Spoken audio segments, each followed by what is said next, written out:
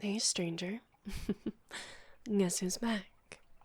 I would have called you after I landed, but I didn't want to bother you, just in case you were busy. Don't be silly. I did check to see you were actually home before I hopped the fence. I do have boundaries, you know.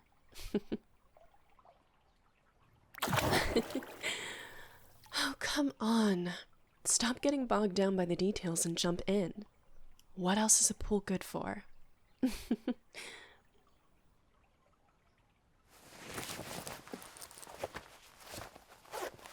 Hmm. Looks like someone was taking care of themselves whilst I was away. Oh no. Don't you dare put your shirt back on. I'm thoroughly enjoying the view. Hmm.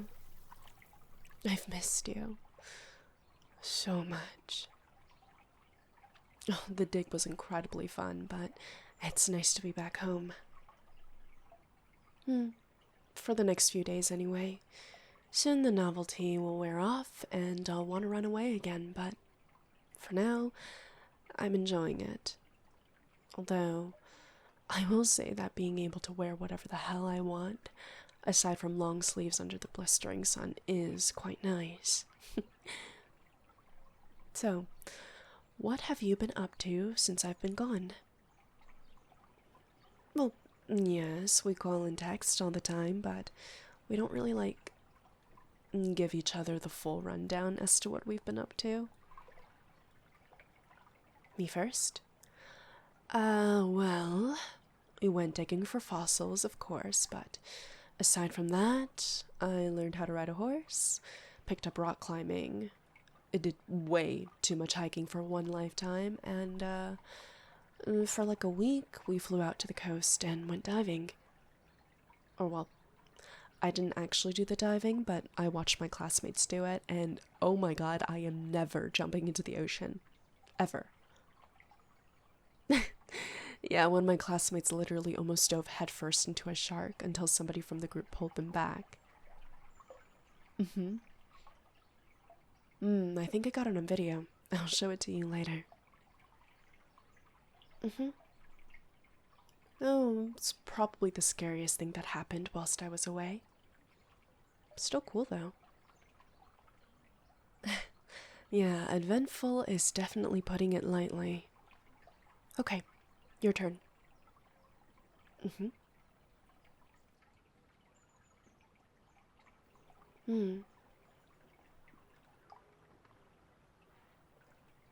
Right. Oh my god, really? That's awesome. I'm so happy things went so well for you, too. Guess we both had some luck with work this year, huh?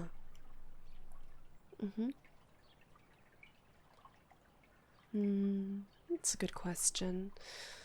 What am I gonna do now that I'm back? Well, I need to finish my research, that's for sure. I'll probably be teaching whilst I'm at it in order to keep the lights on, but after I finish it and submit it for review and get my PhD, I'll probably take a break for a while. I'm not gonna lie, even though this past year has been objectively, absolutely amazing, it's also been absolutely exhausting. And, I feel like I'm starting to burn out a little bit. Yeah, you know how they say, do what you love and you'll never have to work a day in your life.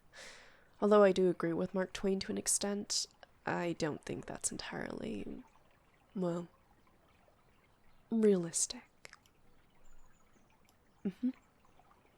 People change. We grow. We're completely different from one moment to the next. So the things we love doing now might become the things we hate later. And even if we don't hate what we love doing now, you can't expect someone to do the same thing over and over for their entire lives and still expect them to be excited about it at the end of the day. Unless they're doing it at their own pace. Well, in any case, I love what I do, and I want to keep doing it. I just... I just need to take some time away from it so I can continue to love it, you know what I mean? I mean, you hear all about these great writers and scientists and philosophers and artists, and you can't help but wonder, did they ever get tired of it all? Did they ever start hating their life's work before inevitably loving it again?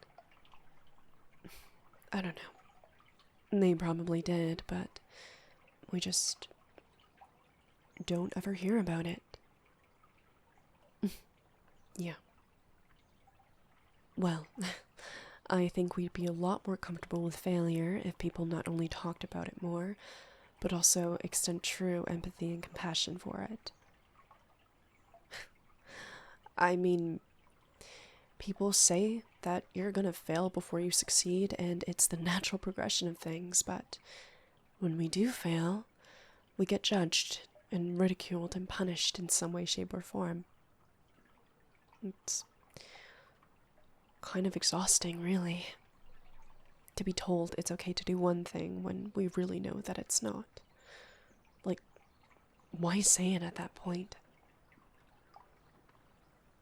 Wow, that got bleak real fast, huh? Anyway, enough about all that boring stuff. Are you coming to my welcome home party? My family insisted on making a big spectacle of it. They probably are only going through the trouble just to piss off a neighbor or two we don't like.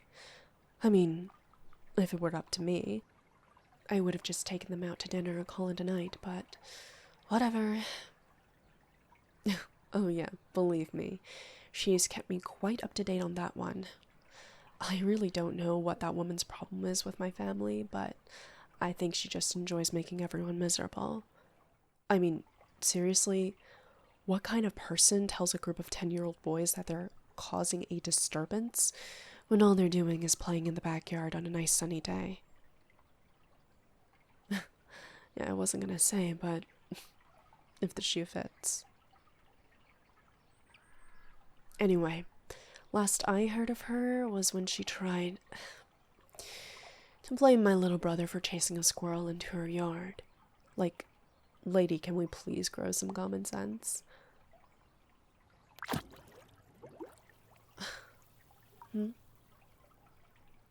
What do you mean? What am I doing? I'm just making myself comfortable. Yes, holding on to you and hugging you is comfortable. Might be a hot day, but we are in the pool, so...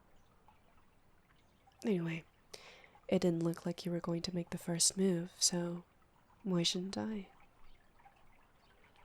You were going to. You just wanted to wait for the right time. Liar. I think I caught you a little too off guard, and now you don't know what to do, right? Oh, you do?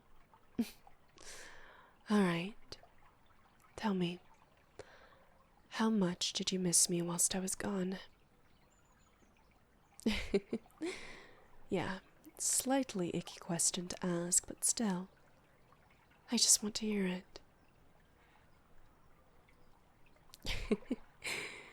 Thank you. You're too careful around me, you know? I wouldn't mind it if you were a bit more forward with your approach to this whole... whatever this is.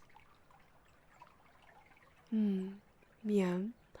I know you're trying to be respectful and wait for me, and I appreciate it. But just... consider this as an... invitation of sorts. This last year has been hard on both of us.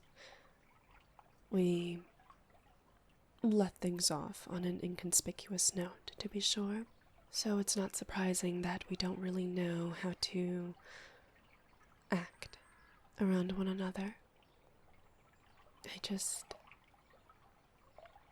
care about you a lot, and I want to be with you a lot. So, why shouldn't we be together? If there's one thing that this past year has taught me, it's that I need more than just the idea of home to keep me going. I actually need something to anchor me before I really drift away. Not that a relationship will be a one-way street when it comes to affection, of course. I hope I can be an anchor to the person I love and care for, too. A safe place.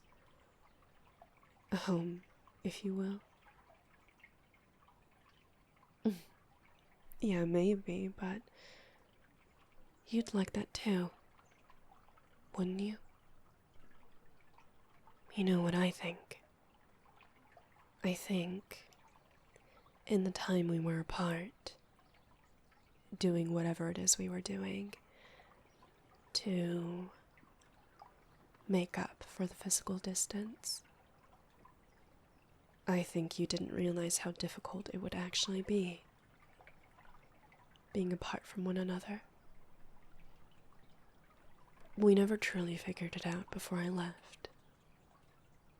We did a bunch of things, said a bunch of things, in the heat of the moment. I don't know about you, but I meant every word of it. I want this. I want to be with you. I wanted to tell you how badly I wanted to come back to you every single day of me being away. I just didn't think it was the right time to say it all.